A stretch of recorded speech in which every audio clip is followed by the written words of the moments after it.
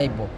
আমরা যে সময় একটা যে কোনো ধরনের একটা আর্থিং যে আমরা ফোর্সি যে আমরা আর্থিংয়ের একটা মান আছে কারণ এটা কিলাখান বার করতে হবে বোঝা লাগবো না পাইকারি হইলে হইব যে এটা অত হইলে হইব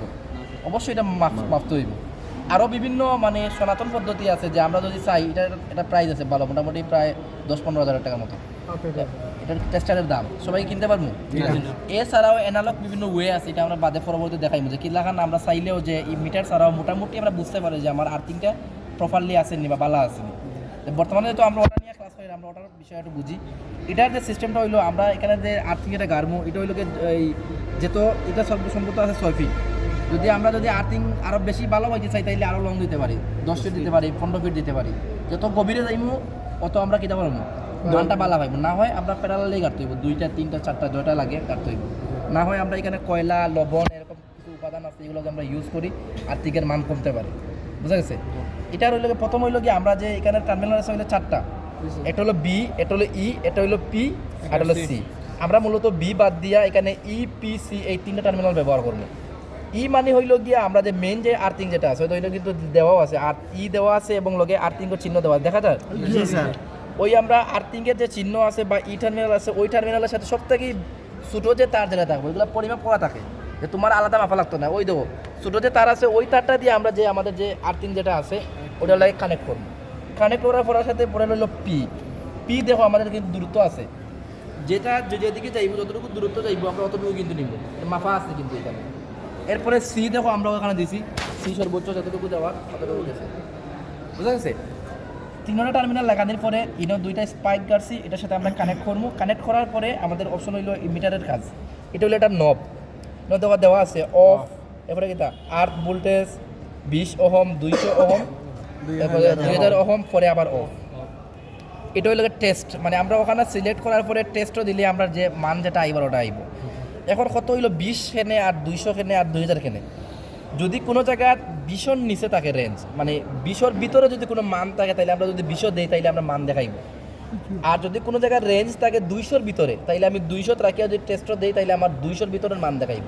এটা কোনো জায়গায় যদি আরও বেশি থাকে 2000 মানে 200-এর উপরে থাকে তাইলে আমরা কী দেওয়া লাগবো 2000 দেওয়া লাগবো 2000-এর নব দেওয়ার পরে আমরা টেস্টিংও দিলে আমরা মান দেখাইব সাপোজ দেখো এখন আমরা যদি সাপোজ 20 দেখাই কোনো মানাইছে কোনো মানাইছে না এর মানে কি এর রেঞ্জ আরো বেশি ওই ক্ষেত্রে আমরা কিটা করা লাগবো রেঞ্জটা একটু বাড়াইতে হইব আমরা রেঞ্জ বাড়াইলাম 200 বাড়াই আবার টেস্টও দিলাম কত হইছে 25 বুঝা গেছে এখন যদি আমরা এখানে সাপোজ কেউ যদি লবণানি দেয় বা কিছু পানি দেয় বা একটু করে দেখা দিব আবার আরো কি দেবে এখন যদি সাপোজ আমরা এখানে 2টা আছে সরো প্যারালাল করলে দেবা একটার মান আমরা দেখি 2টা পরেও পড়ছি মানটা দিয়েও করার লাগে যে কোনো একটার মধ্যে লাগাও দেখো আমরা কি কই লাগাইছি একটার মধ্যে এখন আমরা দেখি কত আছে 34 প্রায় 35 কাছা আছে আচ্ছা এখন 4টা তাক আছে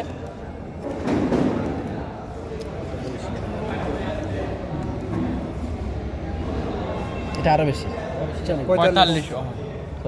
2টা ওয়ার কারণে আমরা কত 24-25 মোটামুটি আমরা এই বিষয়টা আমরা বাস্তবিক ক্ষেত্রেও দরকার কারণ আর্থিং কতটুকু গুরুত্বপূর্ণ আমরা আগে পড়ছি এটা আর্থিং করতে কিয়ার লাগে কেন জরুরি যদি আর্থিং এখন খালি আমরা কিনা মনে করি যে একটা রড গাড়া থাকলে ওইবার তার লগে লাগাই দিলে মনে হয়েছে এটা যদি তার সিস্টেমেটিক্যালি যদি তার না থাকে সাপোজ আর্থিংয়ের মান যদি 5-এর নিচে না হয় বাসা বাড়ির লাগে তো এটাকে কাজ করবো এখন যদি আমি ওখান থেকে নেওয়া যে পুরো বিল্ডিংও দেখাই আমার বিল্ডিং সেফ হইব ওই ক্ষেত্রে বিল্ডিং এবং গুরুত্বপূর্ণ যেগুলো স্থাপনা আছে এগুলো কিটা করা লাগে কিছুদিন পর আর্থিং পরিমাপ করা লাগে মিল ফ্যাক্টরি কিন্তু এগুলো লাখ টাকা এগুলোর মধ্যে তারা খরচ করে বছরও বা 6 মাস করে 2 বছর পর তারা কিটা করে টেস্ট করে দেখে তারা ঠিক আছে না থাকলে আবার আরেকটা গাড়ি প্যারালালি করে মানটা ঠিক রাখা লাগে কারণ মান যদি ঠিক না থাকে তো অনেক সময় মানুষের দুর্ঘটনা করতে পারে একটা ডিভাইস যাইতে পারে দেখা যাইব একটা আর্থিংয়ের কারণে একটা মোটর নষ্ট দিতে পারে অথবা মানুষের দুর্ঘটনা করতে পারে বুঝা গেছে তো ওই ক্ষেত্রে আমরা মোটামুটি আর্থিং টেস্টের বিষয়ে মোটামুটি একটা বেসিক ধারণা পাইলাম কোনো প্রশ্ন ফেরত আছে স্যার ইপিসি এটা তিনটা মিনিং কিটা আমরা মিনিং পরে লেখাই দিব ই তো আর্থ আমরা লেখাই দিব এখন এটা তো পটেনশিয়াল সে তো কারেন্ট